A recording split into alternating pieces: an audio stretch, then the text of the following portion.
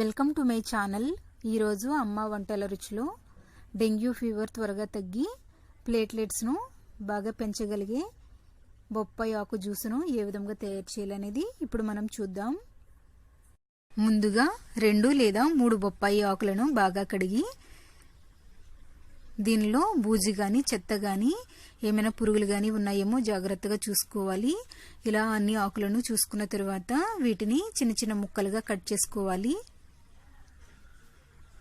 ఇలా కట్ చేసుకున్న తర్వాత బ్లెండర్ని తీసుకొని సగం ఆకులను వేసుకొని 1 టేబుల్ స్పూన్ వాటర్ వేసుకొని బ్లెండ్ చేసుకోవాలి.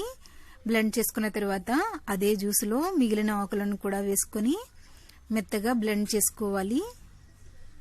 ఇలా బ్లెండ్ చేసుకున్న తర్వాత దీనిని స్ట్రెయినర్లో కానీ కాటన్ బట్టలో కానీ వేసుకొని వడకట్టుకోవాలి.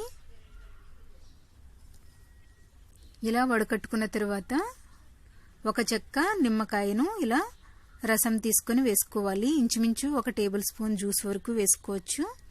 ఇది అంతా బాగా కలుపుకొని ఇలాగే తాగించవచ్చు. డయాబెటీస్ ఉన్న వాళ్ళకైతే ఇలాగే తాగించండి, లేదంటే డయాబెటీస్ లేని వాళ్ళకైతే ఇలా 1 టేబుల్ స్పూన్ తేనె కూడా వేసి కలుపుకొని తాగించవచ్చు.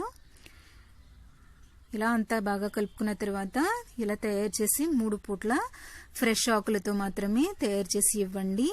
నిన్న తెచ్చిన ఆకులను ఈ రోజు అలా మాత్రం ఇవ్వద్దు. ఏ రోజు ఆకులను ఆ రోజే తయారు చేసి 3 పూట్ల ఇవ్వండి. ఈ బొప్పాయి రసంతో పాటుగా కివీ ఫ్రూట్స్, అలాగే డ్రాగన్ ఫ్రూట్స్, బొప్పాయి పండ్లు, ఇంకా ఫ్రెష్ ఫ్రూట్స్ జ్యూస్లను కూడా తీసుకోండి. అంతేకాకుండా డాక్టర్ గారు ఇచ్చినటువంటి మెడిసిన్స్ కూడా క్రమం తప్పకుండా తీసుకోండి. ఇలా చేయడం వల్ల డెంగ్యూ ఫీవర్ త్వరగా తగ్గి ప్లేట్లెట్స్ త్వరగా పెరుగుతాయి. ఈ బొప్పాయి ఆకు రసం డెంగ్యూ ఫీవర్ని త్వరగా తగ్గించి ప్లేట్లెట్స్ త్వరగా పెరగడానికి బాగా ఉపయోగపడుతుంది. ఎవరైనా డెంగ్యూ ఫీవర్తో బాధపడుతున్నట్లయితే ఈ రసం ఎలా తయారు చేయాలనేది మీరు తెలియచేయండి, లేదంటే నా వీడియోని వాళ్లకు షేర్ చేయండి. Thank you for watching my video.